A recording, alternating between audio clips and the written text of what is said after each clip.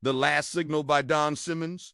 This is one of those books that's been in my to-be-read pile for like 20 years. It just came out, and I've heard so much about this book over the years. I was very excited to finally get around to reading it. It's a science fiction novel with elements of horror. And basically, it's about a guy named John Doe, who is a repairman on an oil rig off the coast of Louisiana in the near future. So, this is set like 20 or 30 years from now. Maybe even less than that. There's been an ecological disaster in the Gulf of Mexico, and the entire ecosystem has collapsed. The ocean is dead. You know, there are fish that are washing up on shore that are filled with tumors and other kinds of, mutations. The oil companies have hired these repairmen to go out and fix the rigs that are still standing because most of them sank. And our hero here, John Doe, he's a drifter. He's kind of washed up himself.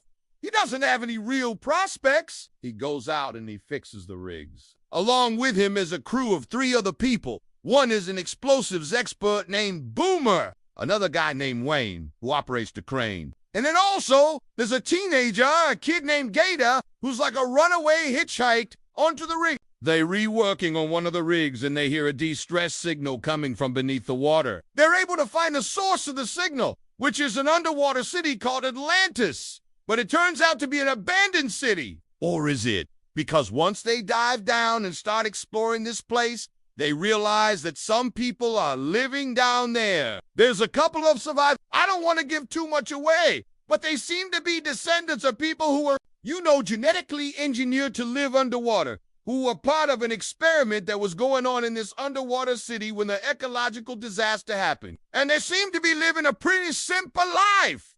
That kind of they worship these computers as gods. But our crew starts to get picked off one at a time. And so our hero, John Doe, he starts investigating what's going on. And he finds out that not only are there these human descendants living down there, there's also something else. There is something else that lives in the depths of the ocean that seems to be responsible for the collapse of the ecosystem and also the death of one of the crew members. As I said before, the main character's name is John Doe, and that is a clue as to what I thought about this character, because he really doesn't have any distinguishing characteristics. I think he may be like the dumbest character that I've ever read about. He does nothing but whine throughout the entire story. Every situation that he finds himself in, he always says things like, "I never wanted this.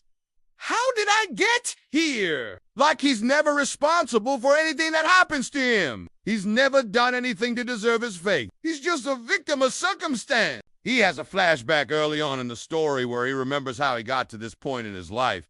Basically, he had a family. He had a wife and a child. And he used to work as a repairman, fixing cell phones and computers. But he killed both his wife and his child in an accident. And that's why he's now a drifter. Why he's now a nobody. He's basically cursed to wander the earth because he committed such atrocities. And honestly, I felt nothing for this character. I didn't care whether he lived or not. In fact, I kind of hoped he would die. And it's kind of funny because usually I feel bad for characters who die. Like, I don't want him to die. But with this guy, I was like, yeah, screw you, John Doe. Then there's the rest of the crew, the other 3 guys. Well, there's Gator, the teenage kid, right? And I was kind of hoping that he was going to be the protagonist. Maybe he would be the smart one. Maybe he would be the one who survived. But no, he's actually just as stupid as John Doe. I mean, he's a kid, but still, he's even dumber. He's even more of a victim than John Doe is. Then there's the other 2 guys, Boomer and Wayne. Wayne's kind of a redneck. He's a religious fanatic, and Boomer is a recovering drug addict. So they're all equally screwed up, right? They're all equally damaged goods, and they're all equally helpless. Nobody in this story is competent. Everybody is just a victim. I guess the only person who isn't a victim is the killer. The thing that's killing everybody off, that's not a victim. It's a predator. It's a monster. It is something that evolved in the depths of the ocean after the ecological collapse to fill the power vacuum left by humanity. Now, I do want to say that the writing is excellent. Don Simmons is a great writer, and obviously that's why I had such high expectations for this book, because he has written so many excellent books in the past. The world building is great. You can tell he did a lot of research to make this story believable, and the ending is kind of brilliant. I won't give it away, but it's amazing. The last couple of chapters are amazing, but everything that leads up to that is so stupid. All the characters are idiots. Like I mentioned, the world building is great. Everything about the story is great except for the characters. Like, I wouldn't mind if this was a zombie story. Like, if it was just mindless zombies running around. If the characters weren't so stupid, it could have been great. But because they're so stupid, it's hard to root for them. The reason I'm giving this book a 3 instead of a 1 is because of the last couple of chapters. If the rest of the book was like that, it would have been a 5.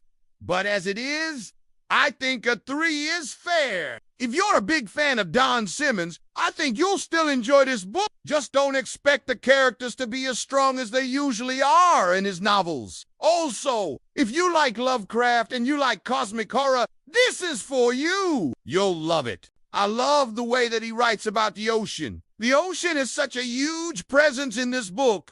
You can really feel its power. And he uses that power to create a sense of dread and terror. The deep ocean. It's this dark, mysterious place. We know so little about it. And Don Simmons uses that to his advantage. If you like stories about humanity's arrogance and our hubris, you'll probably like this book. That's another thing that I thought was really well done. You know, we keep finding ourselves in situations where we think we're smarter than we actually are. We think we're more advanced than we actually are.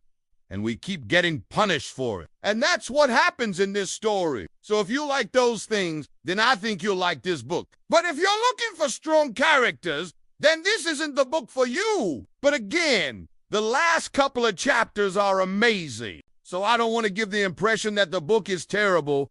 It's just, I expected more from the characters, that's all. But the ending almost makes up for it, almost. Well, I hope you enjoyed this video. If you did, please leave me a like. If you want to see more videos like this in the future, hit the subscribe button. I'll see you next time.